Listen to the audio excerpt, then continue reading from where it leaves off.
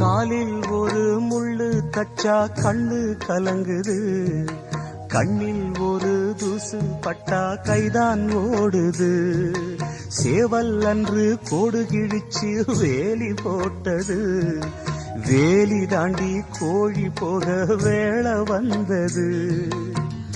அக்கம் பக்கம் யாரும் இல்ல, ஆபத்துக்கு பாவம் இல்ல, பாசத்துக்கு சட்டம் இல்ல, மீறுவது குத்தம் இல்ல.